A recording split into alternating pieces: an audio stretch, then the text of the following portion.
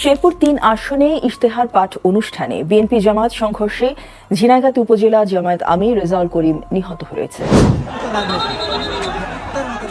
চেয়ারে বসা নিয়ে দুই পক্ষের বাকবিতণ্ডায় বাঁধে বিপত্তি। হঠাৎই ছড়িয়ে পড়ে উত্তেজনা, শুরু হয় সংঘর্ষ। আহত হন সংবাদকর্মী সহ উভয় পক্ষের অন্তত অর্ধশতাধিক মানুষ। বিএনপির গুন্ডামান্ডারা আমাদের জামাত ইসলামের নেতাকর্মীদের উপর অতর্কিত হামলা চালায় এবং সেই হামলায় আমাদের শ্রীবর্দী থানা জামাত ইসলামীর সম্মানিত সেক্রেটারি জনাব রেজাউল করিম ভাই শাহাদাত বরণ করেন। নির্বাচনের আগেই যদি আপনি এটা করেন, নির্বাচনের পরে কি করবেন? আমি আপনাদেরকে জিজ্ঞাসা করতে চাই, সেই ফেসিবাদ, সেই কালো অধ্যায় আবার বাংলাদেশে ফিরে আসুক, আপনারা কি চান?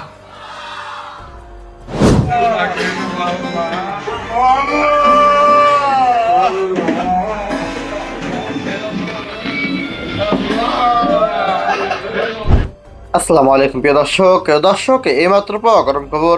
দর্শক শ্রোতা, শেরপুরে এবার জামায়াত এবং বিএনপির কঠিন সংঘর্ষ হয়েছে।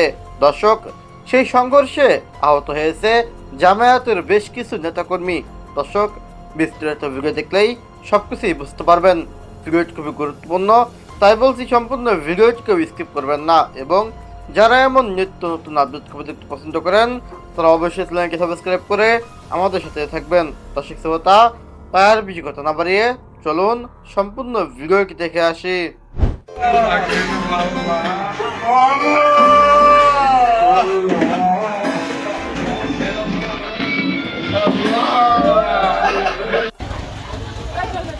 জাতীয় সংসদ নির্বাচন ও গণভোট উপলক্ষে বুধবার নির্বাচনী ইশতেহার অনুষ্ঠানের আয়োজন করে উপজেলা প্রশাসন। অনুষ্ঠানে চেয়ারে বসা নিয়ে বাকবিতণ্ডা শুরু হয় বিএনপি জামাতের কর্মী সমর্থকদের মধ্যে। মুহূর্তেই ছড়িয়ে পড়ে উত্তেজনা, শুরু হয় সংঘর্ষ।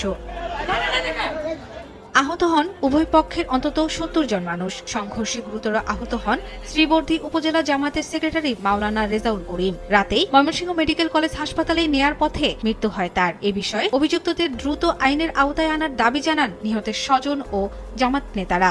পিছন দিক থেকে মাহমুদুল হক রুবেল, যিনি দাঁড়িপাল্লায় দিনে জালের শীষ মার্কা নিয়ে নির্বাচন করছেন, তার নেতৃত্বে সন্ত্রাসী হামলায় আমাদের প্রায় শতাধিক ভাই আহত হয়েছে।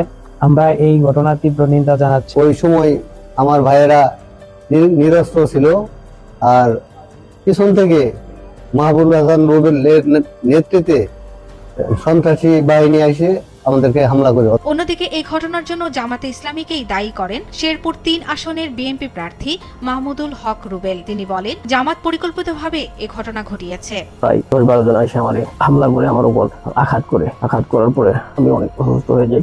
জামাতের লোকজন এসে আমাদের লাঠি সুটা বা অনেক কিছু দিয়ে আমাদের পেটায়। বলছে যে কিছু চেয়ার ছাড়েন, তারা চেয়ার না ছেড়ে উল্টা স্লোগান দিয়ে পরিবেশটাকে নষ্ট করে ফেলে এবং তাদের প্রত্যেকের কাছে দেশীয় অস্ত্র ছিল। ভিডিও ফুটেজের মাধ্যমে যারা এই হামলা আমাদের উপর করেছে তাদের জরুরি শাস্তির দাবি করে গ্রেফতার দাবি করে। ঘটনার পর থেকে এলাকায় থমথমে পরিবেশ বিরাজ করছে। মোতায়েন করা হয়েছে অতিরিক্ত পুলিশ। নির্বাচনের আগেই যদি আপনি এটা করেন, নির্বাচনের পরে কি করবেন? আমি আপনাদেরকে জিজ্ঞাসা করতে চাই, সেই ফেসিবাদ, সেই কালো অধ্যায় আবার বাংলাদেশে ফিরে আসুক, আপনারা কি চান? একজন সাধারণ বিবেকবান মানুষ এটা চাইতে পারে না।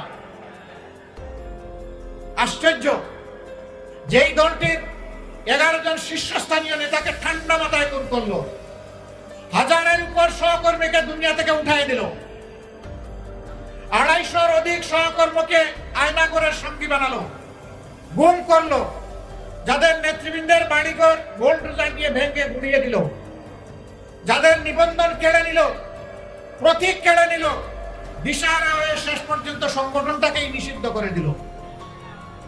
সেই মজলুম সংগঠন আল্লাহ তাআলা এই জাতিকে যখন আমাদের বুকের সন্তানদের বুক চিতিয়ে যুদ্ধ করার ফসল হিসাবে আমাদেরকে মুক্তি দিলেন, আমরা সেজদায় করলাম, শুকরিয়া আদায় করলাম।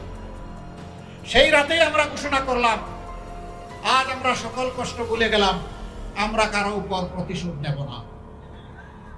বাংলাদেশের ৫৬,০০০ বর্গ মাইলে বসবাসকারী ১৮ কোটি মানুষ, তার সাক্ষী আমরা কারো উপর প্রতিশোধ নেই নাই। আমরা আমাদের সহকর্মীদেরকে বললাম, পুলিশ নাই, র্যাব নাই, বিজিবি নাই, আনসার নাই। এই অবস্থায় জনগণের জান, মাল এবং ইজ্জতের পাহারাদারির দায়িত্ব আমাদেরকে নিতে হবে। আমরা পাহারাদার হয়ে সমাজের জন্য ঘর থেকে বের হয়ে আমরা দাঁড়িয়ে গেলাম। টানা 15 দিন সেই বৃষ্টি ভিজা এবং রোদে শুকানো দিনে আমাদের সহকর্মীরা পাহারা দিয়েছে দেশের মানুষের জান, মাল এবং ইজ্জতের। এরপরে সরকার যখন গঠন হয়েছে, কিছু স্থিতিশীল হয়েছে, পুলিশ আস্তে আস্তে তাদের কাজকর্মে ফিরে এসেছেন, তখন আমরা তাদের সাথে এবং বিভিন্ন পক্ষ, বিভিন্ন দল ধর্মের নেতৃবৃন্দের সাথে আলাপ করে আমাদের সহকর্মীদেরকে আমরা তুলে এনেছি।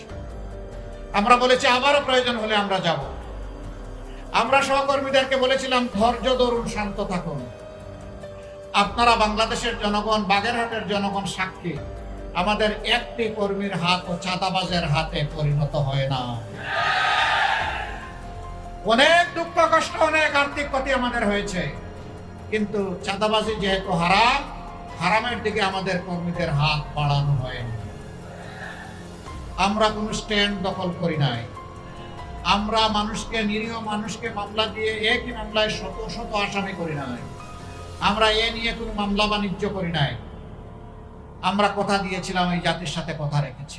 বিএনপির গুন্ডামান্ডারা আমাদের জামাত ইসলামের নেতাকর্মীদের উপর অতর্কিত হামলা চালায় এবং সেই হামলায় আমাদের শ্রীবর্দী থানা জামাত ইসলামীর সম্মানিত সেক্রেটারি জনাব রেজাউল করিম ভাই শাহাদাত বরণ করেন। আমি এবং আমাদের প্রায় শতাধিক নেতাকর্মী আহত হয়। শেরপুর সদর হাসপাতালে 20 জন ভর্তি আছেন এবং আর বাকিরা প্রাথমিক চিকিৎসা নিয়ে বাড়িতে চলে গেছেন। আমি এই হত্যাকাণ্ড এবং এই যে বর্বরচিত হামলা চালানো হয়েছে এর তীব্র প্রতিবাদ জানাই এবং প্রশাসনকে 24 ঘন্টার মধ্যে এই সন্ত্রাসীদেরকে অ্যারেস্ট করার জন্য। দর্শক, আশা করি সম্পূর্ণ ভিডিওটি দেখেছেন এবং এই ভিডিওটি থেকে আশা করি আপনারা অনেক কিছুই বুঝতে পেরেছেন। দর্শক শ্রোতা, এই ভিডিওটি থেকে আপনার যদি কোনো মতামত থেকে থাকে তাহলে আপনার মূল্যবান মতামতটি অবশ্যই কমেন্ট করে জানিয়ে দেবেন। আজকে ভিডিওটি পর্যন্তই, দেখা হবে পরবর্তী ভিডিওতে। সে পর্যন্ত ভালো থাকুন, সুস্থ থাকুন, আল্লাহ হাফেজ।